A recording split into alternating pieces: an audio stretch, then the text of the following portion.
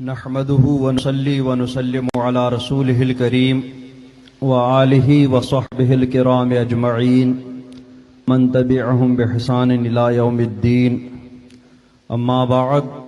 فأعوذ بالله من الشيطان الرجيم. بسم الله الرحمن الرحيم. والسماء ذات البروج واليوم الموعود وشاهد ومشهود قتل أصحاب الأخدود النار ذات الوقود. صدق الله مولانا العظيم وبلغنا رسوله النبي الأمين الكريم ونحن على ذلك لمن الشاهدين والشاكرين والحمد لله رب العالمين. آئیے سب سے پہلے اپنے آقا و مولا تاجدار مدینہ صلی اللہ تعالی علیہ وسلم کی بارگاہ بے کس پناہ میں درود شریف کا نذرانہ پیش کریں. پڑھیں بآواز بلند اللہم صلی علی سیدنا محمد وعلی آل سیدنا محمد واصحاب سیدنا محمد وبارک وسلم علیہ. حضرات گرامی، میں نے آیت کریمہ کی تلاوت کا شرف حاصل کیا. ان آیات کریمہ بلکہ اس سورہ مبارکہ کا نزول، وہ سورہ مبارکہ اس وقت اتری جب مکہ مکرمہ میں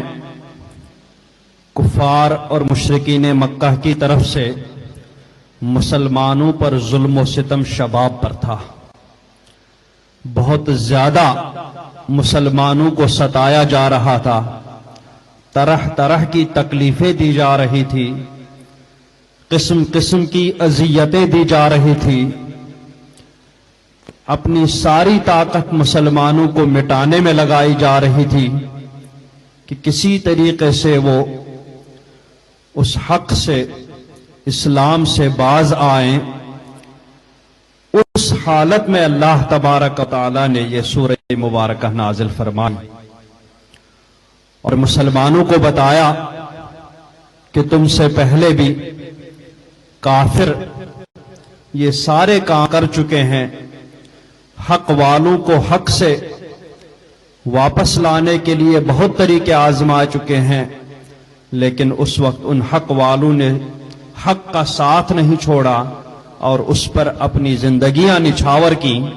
لیکن اس کو اپنے سے دور نہیں کیا. لہذا اے مسلمانان مکہ، تم بھی انہی کے نقش قدم پر چل کرے انہی کی طرح اپنی زندگی تو قربان کر لو، لیکن حق کو اپنے سے چھوڑو مت، حق کو اپنے سے دور مت رکھو. اب اس سورہ مبارکہ میں ایسی کیا بات ہے، کس قسم کی تکلیف ہے، کس قسم کے مسلمانوں کی تکلیف کا ذکر ہے، کس قسم کے حق والوں کی تفصیل کا ذکر ہے، اس کی طرف سرکار دو عالم صلی اللہ تبارک و تعالی علیہ وسلم نے ایک حدیث مبارکہ میں ارشاد فرمایا، اشارہ فرمایا، جو مسلم شریف میں تفصیل سے مذکور ہے. تو اس واقعہ کو بیان فرمانے سے پہلے اللہ تبارک و تعالی نے 3 قسمیں یاد فرمائی. مطلب وہ واقعہ بہت اہم ہے، کیونکہ قسم اسی کے لیے یاد کی جاتی ہے جو بہت اہم اور وقعت رکھتی ہوں، اسی چیز کے لیے قسم یاد کی جاتی ہے. تو سب سے پہلے فرمایا والسماء ذات البروج،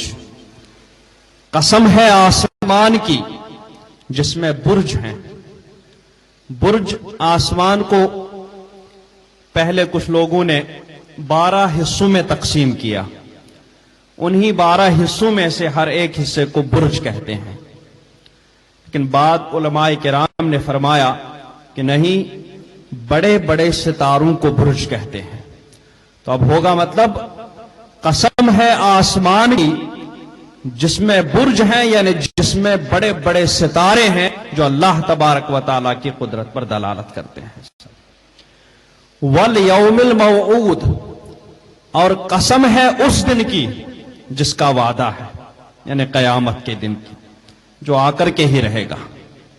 وشاہد ومشہود، اور قسم ہے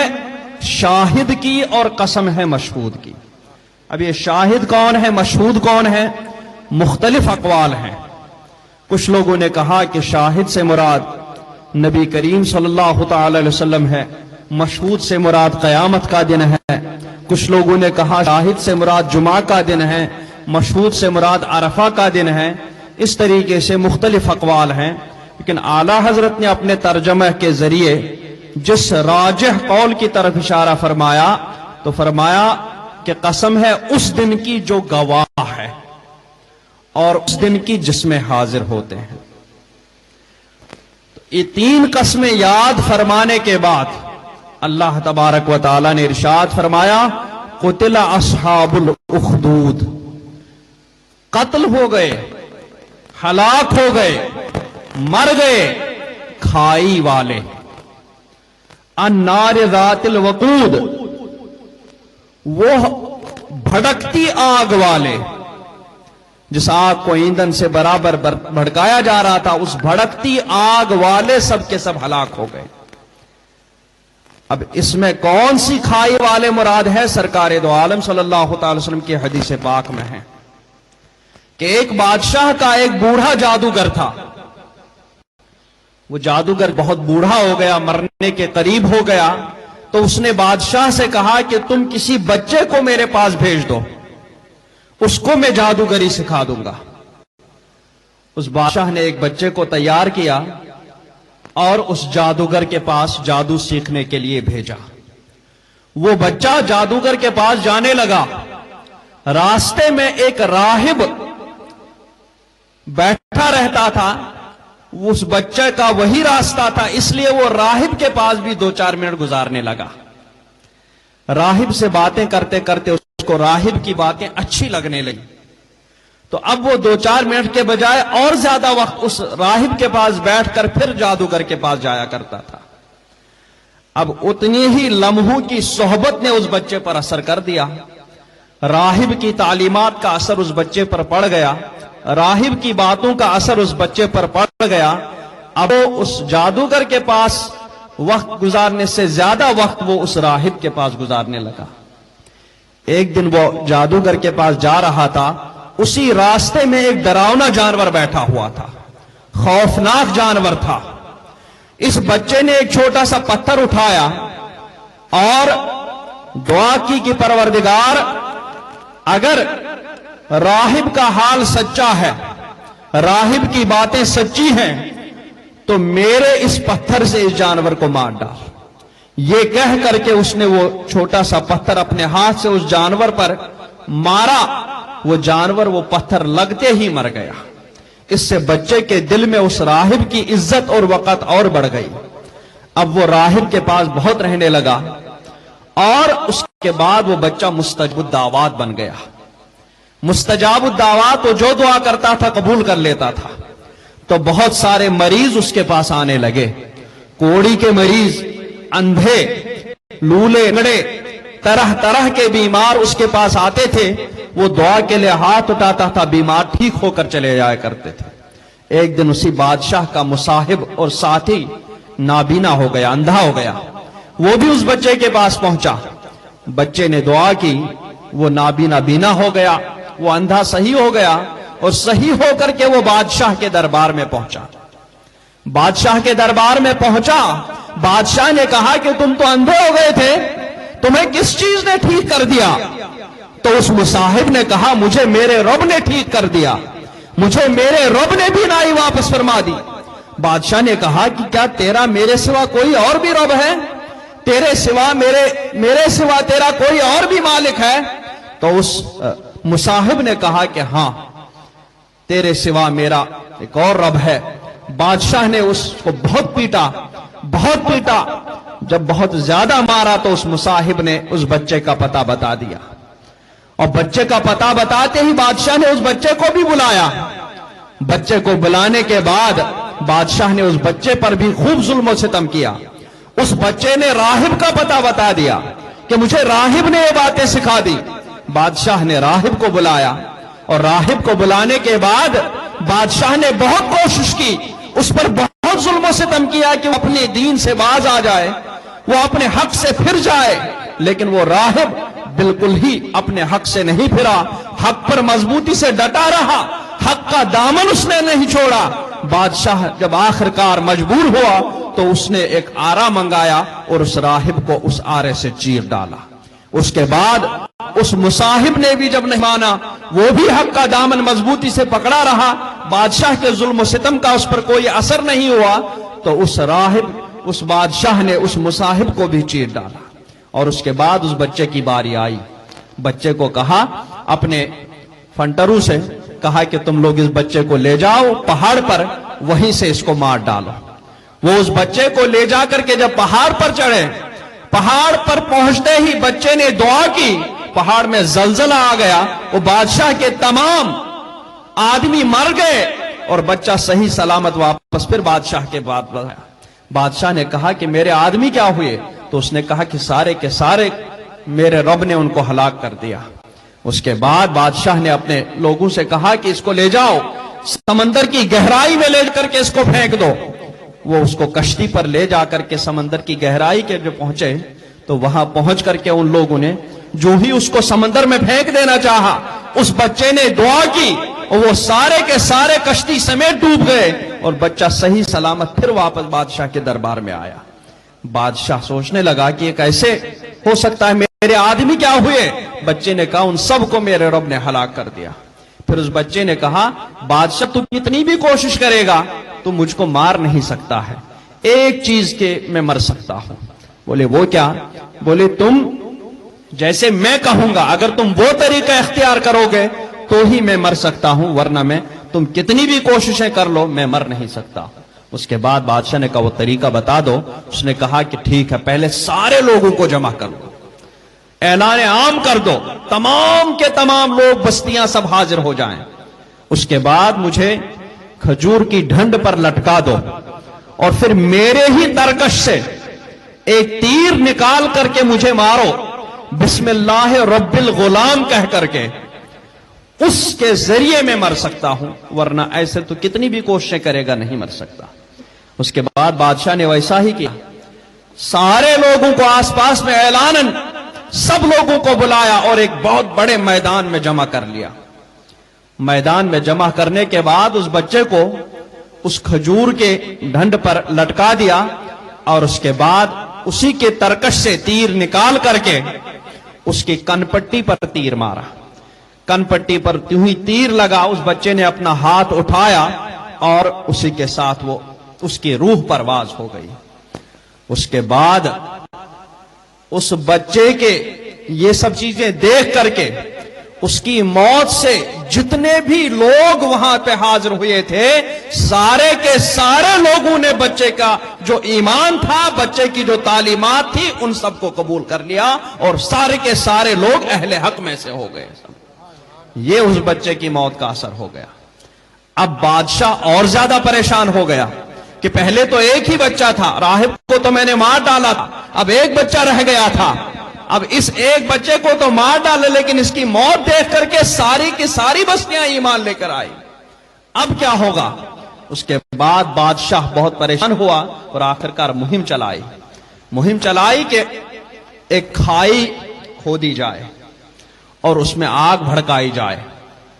اور جتنے بھی لوگ، سب لوگوں کو مجبور کیا جائے کہ انہیں جو بچے کا دین قبول کیا اس دین سے باز آ جائیں۔ تو سارے کے سارے لوگ کو بلایا گیا، جو دین سے پھر جاتا تھا اس کو چھوڑ دیا جاتا، جو دین سے نہیں پھرتا تھا اس کو اسی بھڑکتی آگ میں ڈال دیا جاتا۔ تو اس طریقے سے اس بادشاہ نے ان تمام دینداروں کو جو بھی اس بچے کا دین قبول کر لیے تھے، اللہ رب العزت کے حضور حاضر ہو چکے تھے،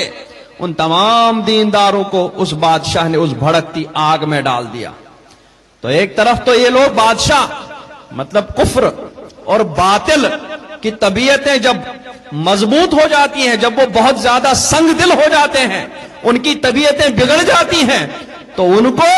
کسی کی بھی تکلیف دیکھ کر کے رحم نہیں آتا ہے، کیونکہ رحم کے حصے ان لوگوں کے دلوں سے ختم ہو چکے ہوتے ہیں سب، اور اس کے بعد وہ بہت ہی زیادہ سخت ہوتے ہیں۔ تو وہ دیکھ رہے تھے اس کھائی کے چاروں طرف بیٹھ کر کے اپنے ہی عزیزوں کو، اپنے ہی رشتہ داروں کو، اپنے ہی یاروں دوستوں کو جو بھی اس دین سے واپس نہیں آتا تھا، ان تمام لوگوں کو وہ اپنے سامنے اس بھڑکتی آگ میں ڈال رہے تھے اور ان کو تکلیف میں مطلب ان کو مبتلا دیکھ کر کے ہنس رہے تھے اور آپس میں خوب مزے لے رہے تھے۔ تو اس بھڑکتی آگ میں جب ان حق والوں کو، اور ادھر حق والوں کا یہ عالم تھا کہ دیکھ رہے تھے ہمارے بھائیوں کو اس آگ ڈالا جا رہا ہے، دیکھ رہے تھے کہ ہمارے بھائیوں کے جو جسم ہیں وہ آگ میں جل رہے ہیں، جلس رہے ہیں، لیکن اس کے باوجود بھی وہ تکلیفیں دیکھ کر کے بھی حق کا دامن نہیں چھوڑ رہے تھے۔ وہ اللہ تبارک و تعالیٰ کی رضا اور خوشنودی کے لیے اس بھڑکتی آگ سے بھی نہیں ڈر رہے تھے، اس کی وجہ سے وہ اپنے حق کا دامن نہیں چھوڑ رہے تھے۔ آخرکار ایک عورت آئی جس کی گود میں بچہ تھا، وہ عورت جو ہے جب اس نے آگ کے شعلوں کو دیکھا تو ذرا رک گئی، وہ ٹھہر گئی، اور اس کے بعد جو ہی بچے نے دیکھا جو گود میں تھا، جو بات بھی نہیں کر رہا تھا، جب اس نے دیکھا کہ میری ماں تھوڑا جھجک رہی ہے تو اس نے گود ہی میں آواز دی، اے میری ماں تو حق پر ہے، تمہیں کون سی چیز جھجکا رہی ہے، تم کس چیز کی وجہ سے تم جھجک رہی ہو۔ اس کے بعد اس عورت کو بھی اس بچے کے ساتھ میں اس بھڑکتی اور دہکتی آگ میں ڈالا گیا۔ اور اس طریقے سے حق والوں کی ایسے آزمائش ہوئی کہ کافر تو ان کی تکلیفوں میں مبتلا کر کر کے ٹھٹے مار کے ہنس رہے تھے، مزے لے رہے تھے، لیکن اگر حق والے کسی بھی صورت حق کا دامن، وہ آگ میں جلنا تو برداشت کر رہے تھے لیکن حق کا دامن اپنے ہاتھوں سے نہیں چھوڑنا چاہ رہے تھے۔ درود شریف پڑھ لیجئے، اللہم صلی علی سیدنا محمد وعلی آل سیدنا محمد واصحاب سیدنا محمد وبارک وسلم علیہم۔ اسی واقعے کی طرف اللہ تبارک و تعالیٰ نے 3 قسمیں یاد فرمانے کے بعد اشارہ فرمایا کہ ایسے لوگ بھی جو حق والوں کے ساتھ یہ ظلم و ستم کر رہے تھے، جو خود کو رب سمجھ کر کے لوگوں کو اپنا بندہ بنانے کی کوشش میں لگے ہوئے تھے، ایسے لوگ بھی دنیا میں باقی نہیں رہے۔ ایسے لوگوں کو بھی اللہ تبارک و تعالیٰ کے عذاب نے نہیں چھوڑا، لیکن وہ اس بات کو بھولے ہوئے تھے، وہ دنیا سے دھوکہ کھا رہے تھے، لیکن ایسا ظلم و ستم کرنے والوں کو بھی اللہ تبارک و تعالیٰ نے نہیں چھوڑا۔ تو کوئی کتنی ہی بڑی بادشاہی لے کر کے ہو، کوئی کتنی ہی بڑی حکومت ہاتھ میں لے کر کے بیٹھا ہو، کوئی کتنا ہی زیادہ مال و دولت لے کر کے ہاتھ میں بیٹھا ہو، اگر وہ ظلم و ستم کر رہا ہے تو وہ کبھی یہ نہ سوچے کہ کوئی اس کو پکڑنے والا نہیں ہے، بلکہ ان بطش ربک لشدید، اللہ تبارک و تعالیٰ کی پکڑ کا وقت مقرر ہوتا ہے، وہ تب تک مہلت ہوتی ہے، اور مہلت میں اگر سدھر جاتا ہے تو ٹھیک ہے، نہیں سدھر جاتا ہے تو جب اس اللہ رب العزت کی پکڑ کا مقررہ وقت آ جاتا ہے، پھر چاہے کتنے بھی بڑے فرعون پوری دنیا پر حکومت کرنے والے نمرود اور حامان ہی کیوں نہ ہو، ان کو بھی اللہ تبارک و تعالیٰ کی چھوٹی سی چھوٹی مخلوق بھی عذاب میں مبتلا کر کے نیست و نابود کر دیتی ہے۔ تو فرماتا ہے قتل اصحاب الاخدود، کہ وہ ان اہل حق کو اس کھائی میں ڈلنے والے وہ بھی قتل ہو گئے، ہلاک ہو گئے، ملعون ہو گئے۔ النار ذات الوقود، وہ بھڑکتی آگ والے جو اہل حق کو اس بھڑکتی آگ میں ڈال رہے تھے، وہ سب کے سب نیست و نابود ہو گئے ہیں، ان کا بھی نام و نشان نہیں رہا۔ وہ بھی بہت طاقتور اپنے آپ کو سمجھ رہے تھے، لیکن جب اللہ کا عذاب آیا، نہ ان کا مال و دولت ان کے کسی کام آیا، نہ ان کی طاقت اور ہمت ان کے کسی کام آئی، نہ کوئی اور حکومت اور سلطنت ان کے کام آئی، سب کے سب نیست و نابود ہو کر کے رہ گئے۔ اور ان کی کیفیت کیا تھی جب وہ اہل حق پر اس ظلم و ستم کر رہے تھے اور اس آگ کی کھائی میں ڈال رہے تھے؟ اللہ رب العزت فرماتا ہے اذ ہم علیہا قعود، کہ جب وہ اس کھائی کے کناروں پر بیٹھ کر کے ان آگ میں جلنے والوں کا تماشا دیکھ رہے تھے، وہم علی ما یفعلون بالمؤمنین شہود، اور ان مومنوں کو جن کو آگ میں ڈالا جا رہا تھا ان کے ساتھ جو کچھ کر رہے تھے وہ سب وہ اپنی آنکھوں سے دیکھ رہے تھے۔ یعنی اتنے ڈھیٹ ہو چکے تھے، اتنے ظلم و ستم کرنے کی وجہ سے ان کے دل سیاہ ہو چکے تھے، ان کے دل سنگ دل ہو چکے تھے، وہ انہیں کسی طریقے کا رحم آڑے نہیں آ رہا تھا، وہ مزے لے لے کر کے ان اہل حق کو اس آگ کے گڈھوں میں ڈالے جا رہے تھے۔ وما نقموا منہم، اب فرماتا ہے رب عزت کہ کس چیز کی وجہ سے وہ انہیں آگ میں ڈال رہے تھے، کیا چیز تھی ان آگ میں ڈالنے والوں کے اندر،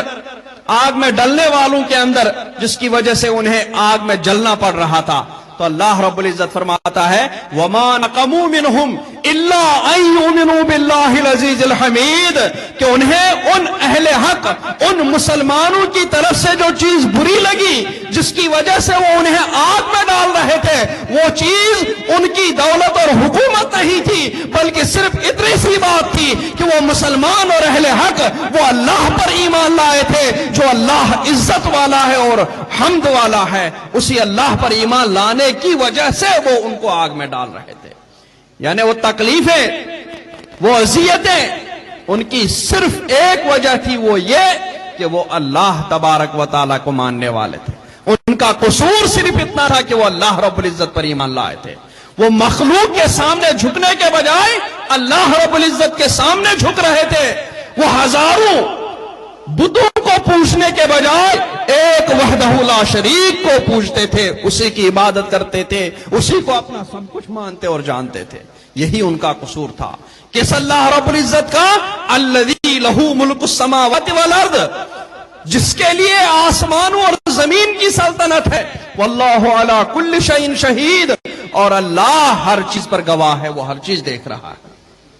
وہ ان لوگوں کا ظلم و ستم کرنا بھی دیکھ رہا تھا، اور ان اہل حق کا ان ظلم و ستم کو اللہ کی خاطر برداشت کرنا بھی دیکھ رہا تھا۔ ان الذین فتنوا المؤمنین والمؤمنات، بے شک وہ جنہوں نے ایذا دی مسلمان مردوں اور مسلمان عورتوں کو، ثم لم یتوبوا، پھر توبہ نہ کی، فلہم عذاب جہنم ولہم عذاب الحریق، ان کے لیے جہنم کا عذاب ہے، ان کے لیے آگ کا عذاب ہے۔ جس آگ میں وہ مسلمانوں کو ڈال رہے تھے، وہی آگ کا عذاب ان کے لیے وہاں تیار تھا ہے، اور یہاں کے آگ اور وہاں کی آگ میں تو زمین آسمان سے بھی زیادہ فرق ہے۔ اور اس کے بعد جب اللہ تعالیٰ ان ظالموں کو ظلم کرتے بھی دیکھ رہا تھا اور ان مظلوموں کو ظلم سہتے بھی دیکھ رہا ہے، تو ظالموں کے لیے تو بتا دیا کہ ان کے لیے آگ کا عذاب ہے۔ اب ان مظلوموں کے لیے کیا تھا؟ فرماتا ہے ان الذین آمنوا وعملوا الصالحات، کہ جنہوں نے ایمان لایا اور اچھے عمل کیے، لہم جنات تجری من تحت الانہار، ان کے لیے باغات ہیں جن کے نیچے رہنے روا ہیں، ذالک الفوز الکبیر، وہ اگرچہ آگ میں جھلس گئے، وہ اگرچہ آگ میں داخل ہو گئے، لیکن جو ان کا نتیجہ ہے، انہیں جو انجام ہونا ہے، وہی انجام، وہی جنت کے باغات جن کے نیچے نہر روا ہے، ذالک الفوز الکبیر، وہی سب سے بڑی کامیابی۔ سبحان اللہ، نعرہ تکبیر اور نعرہ رسالت، مسلک اعلی حضرت۔ یہ بڑی بڑی حکومتوں والے، بڑی بڑی طاقتیں والے یہ نہ سمجھے کہ ہمارے اوپر کوئی نہیں ہے جو ہم سے بدلہ نہیں لے سکتا، یہ انہیں مہلت ہے، ورنہ تو ان بطش ربک لشدید، بے شک تمہارے رب کی پکڑ بہت سخت ہے، صرف مقررہ وقت ہے، جب وہ مقررہ وقت آئے گا تو اس کی پکڑ سے ان کو کوئی نہیں بچا سکتا۔ نمرود آیا، اس کا مقررہ وقت آیا، وہ بھی دیس نابود ہو گیا، فرعون آیا، اس بھی نیست و نابود ہو گیا، سب کے سب طاقتوں والے آئے، سب کے سب نیست و نابود ہو گئے۔ انہو ہوا یبدئ و یعید، بے شک وہی ابتداءً کا فرماتا ہے اس دنیا میں تاکہ تم کیسا عمل کر لو، تم مخلوق بن کر ہی رہو گے یا غرور اور تکبر میں خالق بننے کی کوشش کرو گے، وَيُعِيدُ، اگر ایسا رہا تو مخلوق بن کر کے رہو گے تو بھی تمہیں وہ زندہ کر کے دوبارہ اس کا بدلہ دے گا، اور خالق بننے کی کوشش کرو گے تو بھی وہ تمہیں زندہ کر کے پھر دوبارہ پیدا کرنے کر لے گا۔ یعنی چاہے کوئی بھی ہو، ظالم ہو چاہے مظلوم ہو، مرنے کے بعد سب کو دوبارہ زندہ کیا جائے گا۔ تو اگر ظالم بن کر کے اس نے زندگی گزاری، اس کو ویسا ہی بدلہ دے دے گا، اور اگر مظلوم بن کر کے اس نے زندگی گزاری تھی، اس ویسا ہی اس کو بدلہ دیا جائے گا۔ وَهُوَ الْغَفُورُ الْوَدُودُ، اور وہ بے پناہ بخشنے والا اور بے پناہ محبت فرمانے والا ہے۔ ذُو الْعَرْشِ الْمَجِيدُ، وہ عرش والا، عزت والا ہے۔ فَعَالٌ لِمَا يُرِيدُ، وہ جو چاہتا ہے کر لیتا ہے۔ هَلْ أَتَاكَ حَدِيثُ الْجُنُودِ، یہ انہی کھائی والوں کے ساتھ نہیں ہوا، ان لشکروں کی خبر پہنچی، فرعون و سمود، فرعون کے لشکروں کی، سمود کے لشکروں کی، انہوں نے بھی بڑے بڑے دعوے کیے تھے، بڑی بڑی طاقتیں دکھائی تھی، بڑے بڑے ظلم و ستم کیے تھے، لیکن ان پر بھی جب عذاب الہی آیا تو ایک بھی زندہ نہیں بچا، ایک بھی عذاب الہی سے باہر نہیں آیا۔ بل الذین کفروا فی تکذیب، یہ لوگ کفر کیے ہیں، یہ جو مشرکین مکہ ہیں یہ بھی تکذیب جھٹلانے میں مصروف ہیں۔ واللہ من ورائہم محیط، جانتے نہیں ہیں اللہ تبارک و تعالی ان کو بھی گھیرے ہوئے ہے، اس کی قدرت ان کو بھی گھیرے ہوئے ہے۔ وہ سمجھتے ہیں کہ شاید ہم ایسے ہی رہیں گے، نہیں، بلکہ وہ جب عذاب آئے گا تو پیچھے نہیں بھاگ سکتے، آگے بھی نہیں بھاگ سکتے، آگے عذاب الہی ہوگا، پیچھے اللہ کی قدرت گھیری ہوئی ہوگی، کہیں سے آئین المفر، کہیں سے بھی جائے فرار نہیں ہوگی ان کے لیے۔ بل ہوا قرآن مجید، اور یہ ایسی ویسی باتیں نہیں ہیں، جتنی باتیں ہوئی گھڑی ہوئی باتیں نہیں ہیں، بل ہوا قرآن مجید، یہ قرآن پاک کی یقینی باتیں ہیں، سچی باتیں ہیں، فی لوح محفوظ، یہ اس تختی میں لکھی جا چکی ہیں جو تختی محفوظ رکھی گئی ہے، کسی کے بھی دستبرد سے کوئی اس میں کسی خبر میں کمی بیشی نہیں کر سکتا ہے، یہ اس لوح محفوظ کی خبریں ہیں جو تمہیں سنائی جا رہی ہیں، اس لیے تم اس پر یقین کر لو، چاہے تمہارے پاس کتنی بڑی طاقتیں آ جائے، تم بس اس اللہ رب العزت، اس وحدہ لا شریک، اس ذو العرش المجید، اس غفور ودود، اس فعال لما یرید کے سامنے اپنے سر کو جھکا لو، اس کی بارگاہ نیاز میں اپنی پیشانی خم کر دو، وہ اللہ تبارک و تعالیٰ تمہیں بڑی سے بڑی طاقتوں سے بھی نجات دلا دے گا۔ نعرہ تکبیر، مفسر قرآن حضرت اللہ تبارک و تعالی